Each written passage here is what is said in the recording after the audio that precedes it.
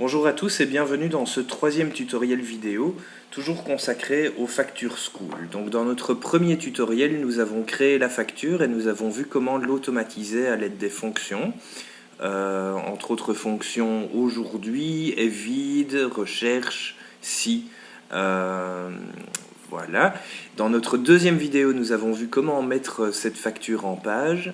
Et dans cette troisième vidéo, nous allons voir comment produire différentes factures selon les instructions reçues de l'un de nos collègues. Donc voilà notre facture. Je suis toujours en affichage aperçu des sauts de page. Je peux sortir et reprendre un affichage normal. Voilà. Alors, j'ai reçu un email de moi-même, mais ça c'est parce que je suis votre prof, cet email me demande de réaliser 3 factures et m'indique que la dernière facture de juillet portait le numéro FV 2015 03679. Ceci est important car chaque facture porte un numéro différent. C'est un numéro qu'on dit séquentiel puisque à chaque nouvelle facture on avance d'un chiffre, on avance de 1. Donc si la dernière facture était la FV 2015 03679, la nouvelle facture va porter le numéro FV 2015 03680. Donc je peux commencer par prendre cette information-là et la porter dans mon document. Alors là, c'est plus la 6379, non, la 3679, c'est la 3680. Voilà. La date, c'est bien adapté, mais je dois retrouver le client. Donc je vais voir dans mon mail. C'est pour le client STBI et je vais lui vendre des articles 7, 19, 20, 21, 29 en 5 exemplaires et l'article 22 en 10 exemplaires. Donc je vais aller rechercher d'abord le code du client STBI, puisque si je mets ici client STBI, il ne va jamais retrouver ça comme information dans la base de données. Donc je vais voir le client STBI, où est-il? C'est le C007. On va taper ici C007. On voit que le contact c'est Madame Berthollet, qui sont situés Carrefour de l'Europe, que le téléphone, le fax et l'email sont inconnus et que le numéro de TVA se termine par 678 789. Je vérifie rapidement, le contact est bien Madame Berthollet, ils sont Carrefour de l'Europe. Nous n'avons ni leur numéro de téléphone, ni leur numéro de fax, ni leur adresse email. Et le numéro de TVA se termine bien par 678 789. Donc, tout ça c'est très bien. Maintenant, je vais aller rechercher les articles que je dois leur vendre. Donc il y a le 7, le 19, le 20, le 21. Donc on va chercher l'article 7. Alors si on met Art 7, forcément il ne trouve rien non plus, puisque nos codes produits, aucune de nos références produits ne porte l'Art 7. On va avoir un Art 4x07 ici, donc je vais mettre Art 4x07. Voilà, c'est une clé USB et ça je dois le vendre en 5 exemplaires. Bon, c'est comme ça en tout cas que je comprends l'email. Si j'ai un doute dans la vraie vie à propos d'instructions qu'un collègue m'a données, ben je lui demande de me confirmer que j'ai bien compris qu'il fallait 5 exemplaires de chacun des articles et pas 5 articles seulement de 5 exemplaires de l'article 29. Donc voilà, donc 7 x 5, article 7 x 5, ça c'est fait. Ensuite on a l'article, je crois 19. Oui, c'est le 19, le 20, le 21. Voilà. Tout cela c'est par 5.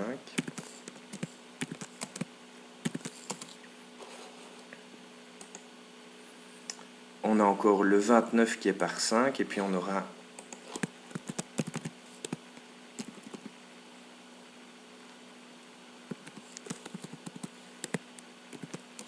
ah zut, je crois que je me suis trompé.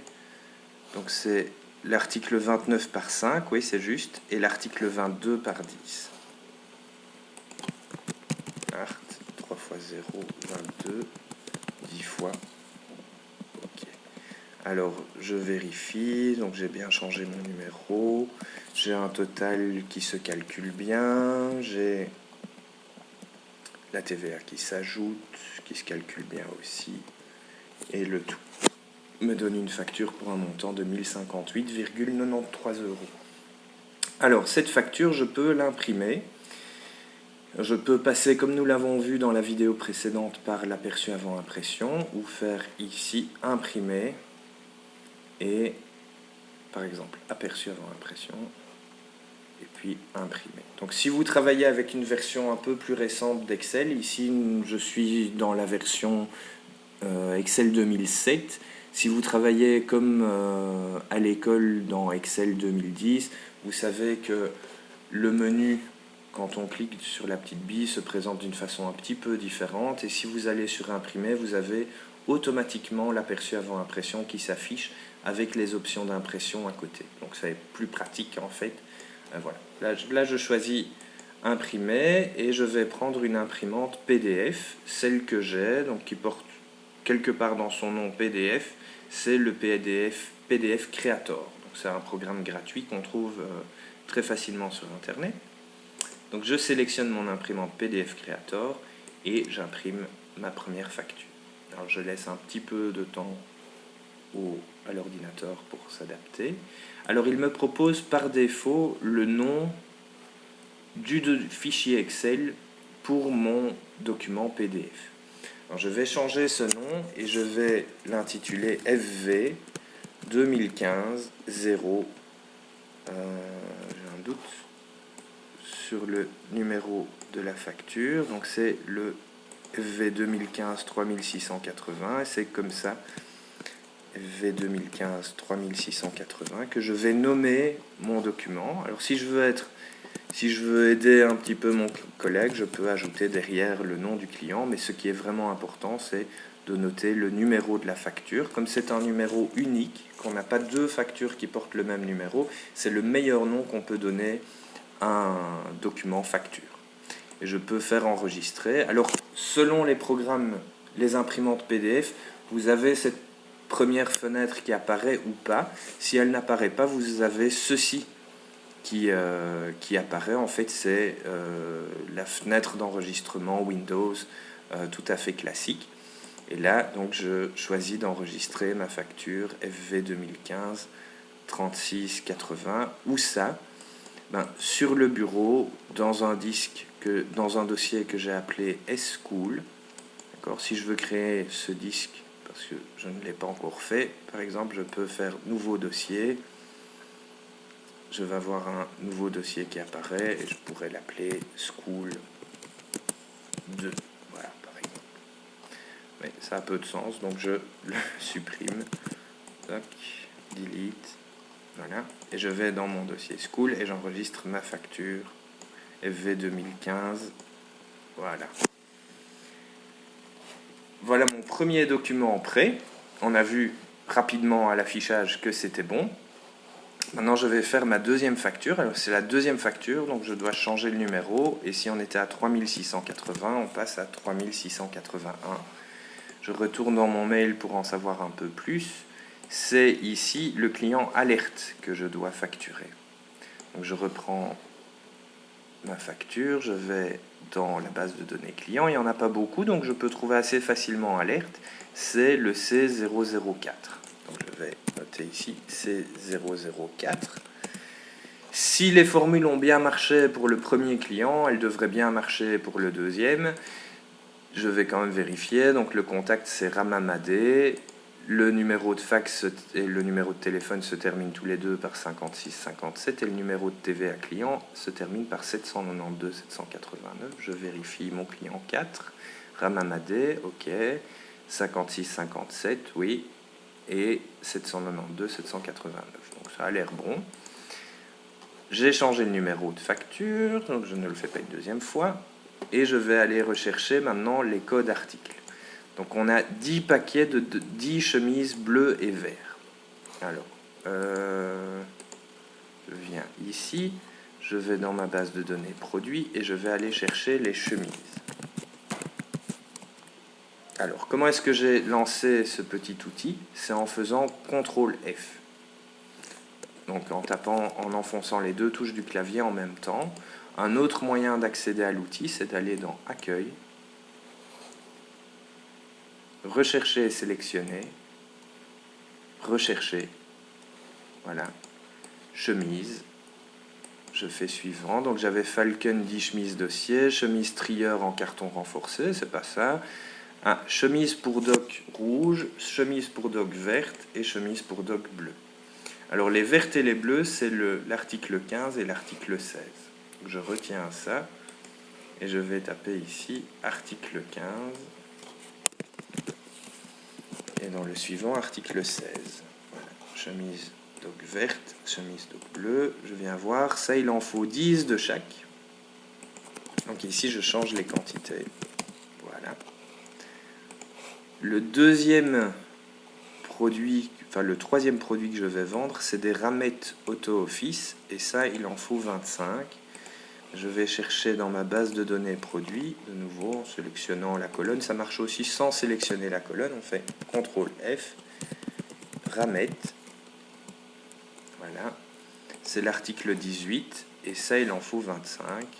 Donc article 18. Voilà. 1 et 25. Tac. Le produit suivant, c'est des intercalaires, 6 divisions, et ça il en faut 10. Donc je viens ici, base de données produits, CTRL F, intercalaire.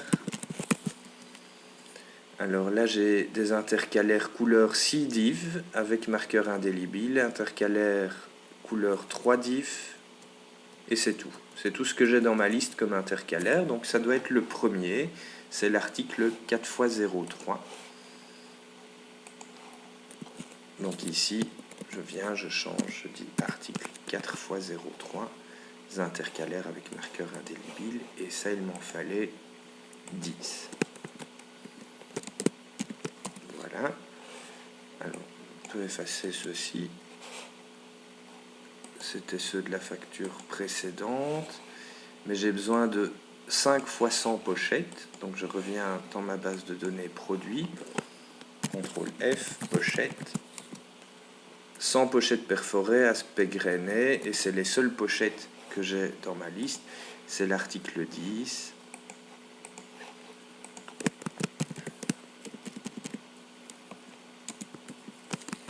Voilà. Et ça, il m'en fallait 5. C'est bon, les quantités sont bien rentrées. 5. Dernier produit dans ma liste, c'est les pochettes fluo, et ça, il m'en faut 5. Donc je fais...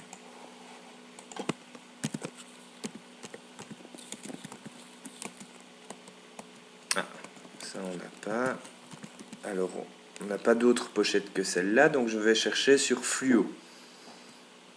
Voilà, et là j'ai des post-it blocs. Ah oui.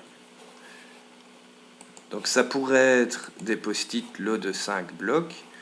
Ça pourrait être aussi les Stabilo Boss original marqueur fluo. Alors ici, on devrait peut-être envoyer un petit mail avec notre collègue pour qu'il clarifie la vente. Dans l'exercice, on va considérer que c'est l'article 27.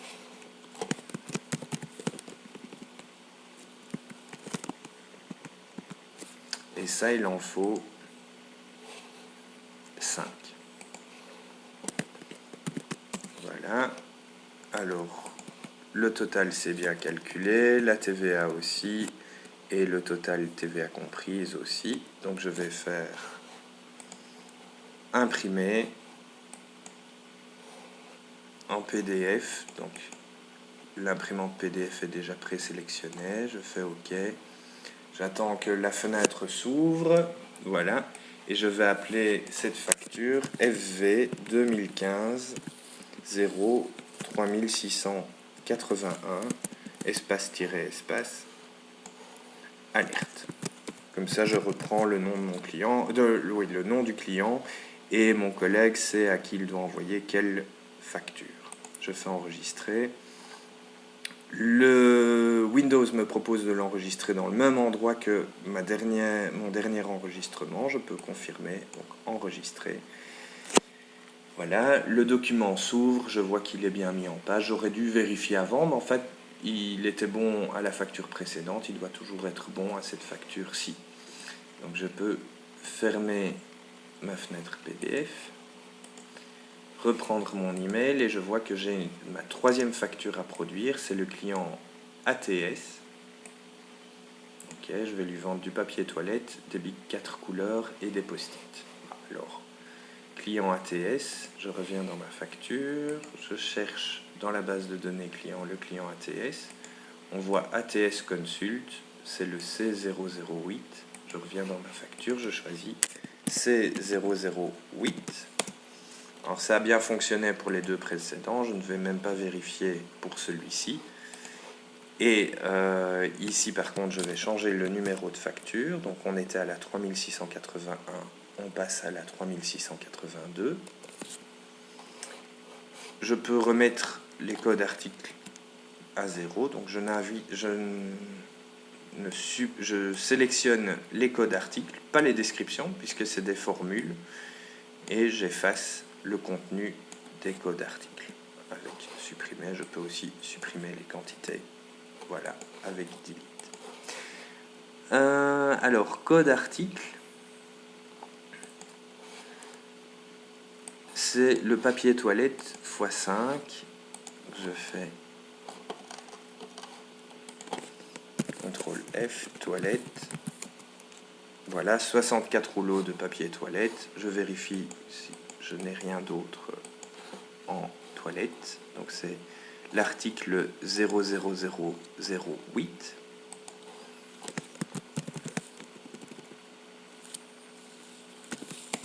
Voilà, il a bien retrouvé le papier toilette. Et voilà, et ça, il en faut 5. Donc quantité 5. Mon deuxième article en vente, c'est les bics 4 couleurs. Donc je reviens dans ma base de données produits. Je fais CTRL F, bic. J'ai 50 stylos billes rétractables M10. J'ai stylo billes 4 couleurs. Alors, ça doit être ceux-là. C'est l'article 25 et je choisis ART 25. Voilà, bic 4 couleurs. Et ceux-là, il en fallait 100. Voilà. Alors, je retourne dans mon mail. Il me reste à facturer 100 lots de post-it. Je reprends ma facture. Je viens chercher ici. CTRL F, post-it. Voilà, et je trouve post-it, lot 5 blocs super sticky fluo, 76 mm sur 76 mm.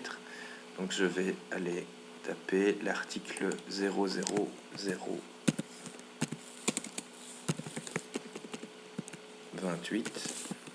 Voilà, et ça je crois qu'il en faut 100 aussi. Oui, il en faut 100, donc je rentre en quantité 100. Je vérifie ici que mon calcul se fait bien. La TVA est toujours bien calculée aussi. Et le total, le montant à payer ou le total TVA comprise est toujours bien calculé. Très bien, je peux imprimer ma troisième facture. Voilà. Et je vais l'appeler FV 2015 0 3682 espace-espace ATS consulte. Et je fais enregistrer.